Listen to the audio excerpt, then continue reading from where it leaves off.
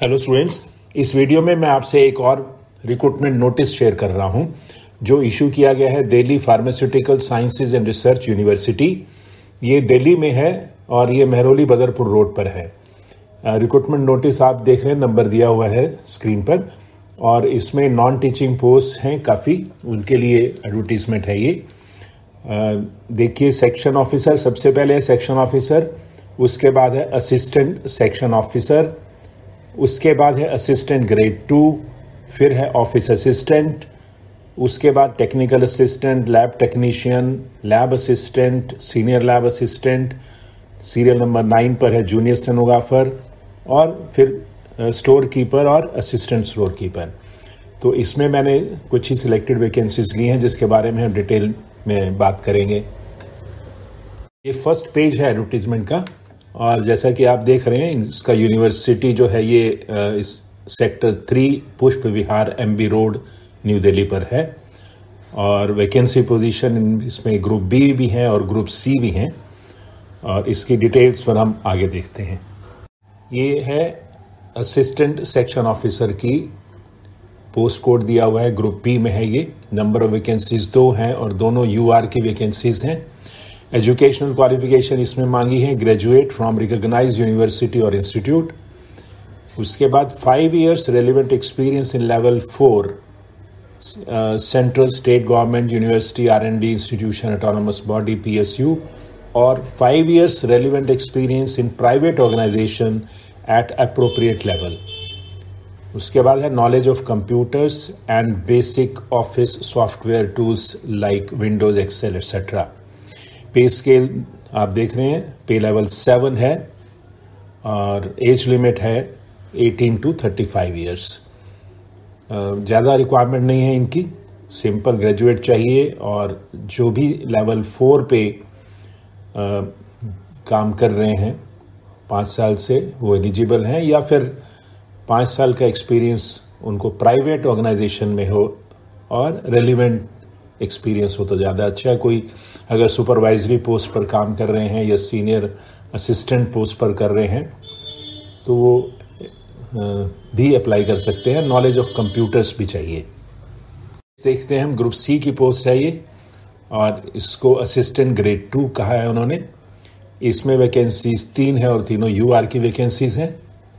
इसमें एसेंशियल है graduate from a recognised university in any discipline, 2 years relevant experience in level 2 central state government university R&D institution autonomous body or PSU, or 2 years relevant experience in private organizations at appropriate level। उसके बाद है typing speed of minimum 35 words per minute in English और 30 words per minute in Hindi on computer। Level 4 की vacancy है। अगर हम कहें तो स्टेनोग्राफर जूनियर स्टेनोग्राफर के बराबर है, और एज लिमिट है 30 years। जो भी ग्रेजुएट्स हैं जिनको 2 साल का एक्सपीरियंस है, रेलिवेंट एक्सपीरियंस मींस असिस्टेंट का, क्लरिकल का, ऑलमोस्ट सब होता सेम ही होता है, और वो अप्लाई कर सकते हैं। और बहुत अच्छी अपॉर्चुनिटी है लेवल 4 में जाने की। जो 2 में क्लर्क काम कर रहे हैं गवर्नमेंट में, वो भी 4 में सीधा जा सकते हैं यहाँ पर compete करके। नेक्स्ट देखिए, ये है ऑफिस असिस्टेंट की पोस्ट। इसमें वैकेंसीज हैं टोटल 12, 6 UR की हैं, 1 EWS की है, 3 OBC की हैं, 1 SC और 1 ST की है। इसमें एसेंशियल रिक्वायरमेंट्स हैं सीनियर सेकेंडरी स्कूल सर्टिफिकेट 10+2 और its equivalent with 50% in aggregate from recognised board और यूनिवर्सिटी। उसके बाद ये typing speed of minimum 35 words per minute in English और 30 words per minute इन हिंदी और कंप्यूटर। पे लेवल 2 है, जो नॉर्मली क्लर्क लेवल होता है वो है, और एज लिमिट जो है इसमें 18 to 30 years है। बहुत अच्छी अपॉर्चुनिटी है। हाई सेकेंडरी मांगा है सिर्फ, और टाइपिंग मांगी है। बाकी कंपटीशन है वो तो करना ही पड़ेगा क्लियर। रिक्वायरमेंट्स ज़्यादा नहीं है, एक्सेप्ट कि 50% मार्क्स होने चाहिए 10+2 में। नेक्स्ट देखिए, स्टेनोग्राफर ग्रुप सी में, इसमें 2 वैकेंसीज हैं, एक UR की है और एक OBC की है। इसमें एसेंशियल है pass senior secondary school examination from recognised university, कोई परसेंटेज की लिमिट नहीं है, इसमें पास होना चाहिए। और shorthand speed of 80 words per minute and typing speed of 40 words per minute in English, और shorthand speed of 80 with typing speed of 30 words per minute in Hindi होना चाहिए। इसने इंग्लिश कर दिया है, हिंदी होगा इसमें। उसके बाद है नॉलेज ऑफ कंप्यूटर डिजायरेबल है, डिप्लोमा इन कंप्यूटर्स एंड और office management and secretarial practice, qualification और एक्सपीरियंस रिलेटेड टू फार्मेसी और अलाइड साइंस एजुकेशन। वो डिजायरेबल है, किसी के पास हो तो ठीक है, नहीं तो असेंशियल होने चाहिए। और जिसके पास असेंशियल होते हैं, अगर वो compete अच्छा कर लेता है तो डिजायरेबल ज़्यादा उसके लिए मैटर नहीं करते। पे लेवल 4 है, जैसा कि होता है, गवर्नमेंट की यूनिवर्सिटी है और दिल्ली में पोस्टिंग है। एज लिमिट इसकी है 18 to 27 ईयर्स। इसमें इम्पॉर्टेंट है, मैं जो ज़्यादा इम्पॉर्टेंट है मैं पढ़ देता हूँ आपके लिए, वो हैं कि educational qualification, experience, age and other eligibility condition as stipulated in advertisement shall be determined as on the closing date of application form. जो भी लास्ट डेट होती है वो कट ऑफ डेट ली जाएगी इसमें, और नॉर्मली यही ली जाती है। उसके बाद एज लिमिट जो है उसके लिए भी वही एज रहेगी, और जो एज रिलैक्सेशन है दैट इज रेलिवेंट पैरा में बी रेफर्ड, जो रेलिवेंट पैरा है वो देख लीजिएगा, उसमें है। और जो एब्रीविएशंस यूज़ की हैं उसको इन्होंने बताया है। एप्लीकेशन ऑनलाइन करनी है, और candidates who possess the notified qualification only are eligible to apply. जो गवर्नमेंट में है उनके लिए एनओसी चाहिए। और रिजर्वेशन बेनिफिट्स में लिखा है, reserve benefits will be available to the EWS, SC, ST, OBC, PWD in accordance with instructions, orders, circulars issued from time to time by the government of Delhi। क्योंकि दिल्ली में posting है, दिल्ली की university है, इसमें central का reservation नहीं होगा। State के लिए जो भी है दिल्ली गवर्नमेंट का वो अप्लाई करेगा, और उसके लिए जो भी रिक्वायरमेंट्स हैं आप इसमें से पढ़ लीजिएगा। ब्रॉडली उन्होंने दिया है रिलैक्सेशन के लिए, जिनको भी एप्लीकेबल है वो प्लीज़ इसको डिटेल में पढ़ सकते हैं। ये हाउ टू अप्लाई है, इसमें नॉर्मल जो भी प्रोसेस होता है, जो भी कंडीशंस होती हैं वो उन्होंने मेंशन की हैं। आप प्लीज़ इसको पढ़ लीजिएगा, इसमें इतना इम्पॉर्टेंट कुछ भी नहीं है। अब इम्पॉर्टेंट है, the online application portal will be active from 10 AM on 1 November to 21 November 2022। कल से शुरू हो चुकी हैं पोर्टल। और नेक्स्ट जो है, candidates applying for more than one post should apply and submit separate registration come application form along with the requisite fee for each post. Candidate should submit single application only for any post. In case of multiple application registration for any post, the last registered application shall only be considered. उसके बाद है mode of selection में, the selection shall be made through computer-based examinations and skill test, laboratory practical test wherever applicable. 75% weightage will be given for CBT online examination and 25% weightage will be for skill laboratory practical test for all categories of posts.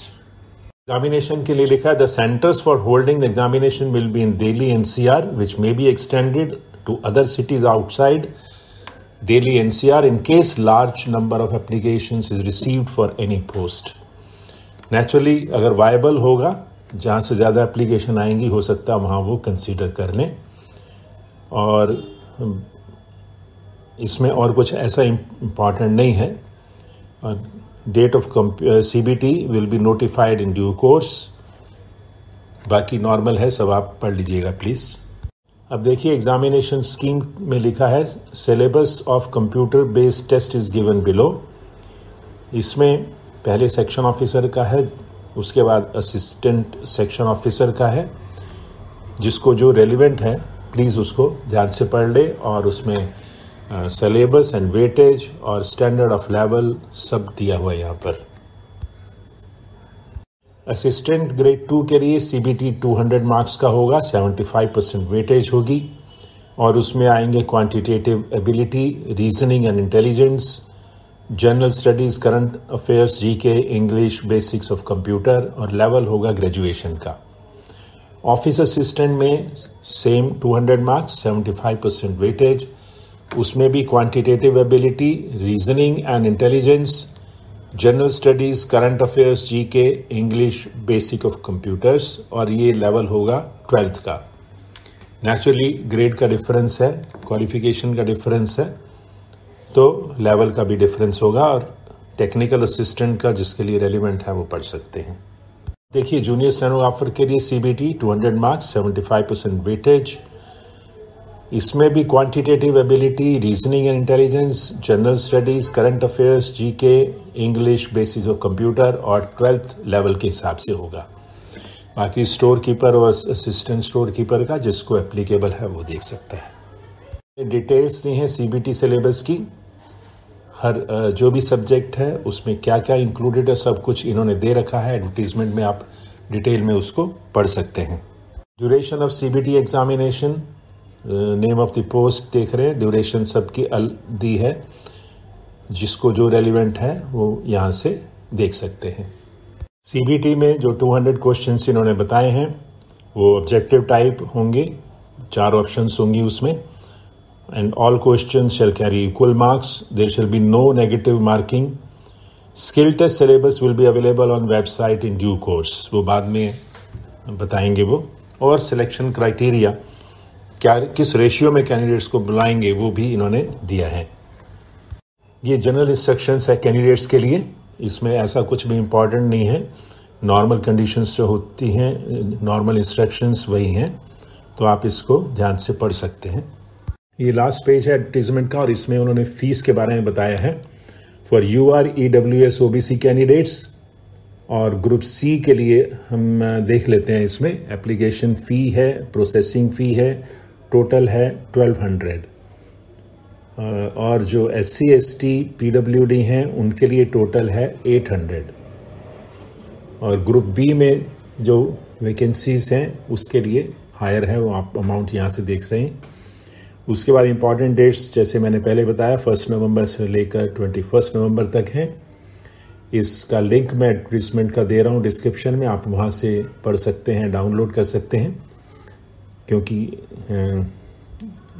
जिस candidate के लिए important है उसके लिए ज़रूरी है कि पूरी इंस्ट्रक्शंस वो पढ़े इसको। और इसके बाद मैं ये अपनी तरफ से कहना चाहूँगा, दिल्ली बेस्ड वैकेंसीज़ हैं, जिसकी भी सिलेक्शन होगी हमेशा दिल्ली में ही रहेगा, क्योंकि जो भी पोस्ट दिल्ली की हैं उसमें ट्रांसफ़र कहीं नहीं हो सकती, विद इन द यूनिवर्सिटी होगी। तो ये गोल्डन अपॉर्चुनिटी है जो लोग दिल्ली के हैं उनके लिए। और रिजर्वेशन भी दिल्ली के हिसाब से होगा, वो भी एक बेनिफिट है दिल्ली वालों को। और मैं ये कहूँगा अगर आप अप्लाई करते हैं तो प्रॉपरली तैयारी करके इसके लिए प्रिपेयर कीजिए, क्योंकि जब आप तैयारी करते हैं किसी भी एग्ज़ाम के लिए तो वो हर समय आपके काम आ सकती है, किसी भी और भी एग्ज़ाम में काम आ सकती है। या अगर आप पहले SSC की कर रहे हैं तो उसको थोड़ा और स्ट्रेंथन कर लीजिए, तो आपके लिए बेनिफिशियल होगा इस टेस्ट को कंप्लीट करना। उसके बाद मैं ये कहूँगा कि आप वीडियो को शेयर करिए अपने फ्रेंड्स को, और इसको अगर आपने चैनल को सब्सक्राइब नहीं किया तो प्लीज़ सब्सक्राइब कीजिए ताकि ऐसे नोटिफिकेशन आप देख सकें। That's all, thank you.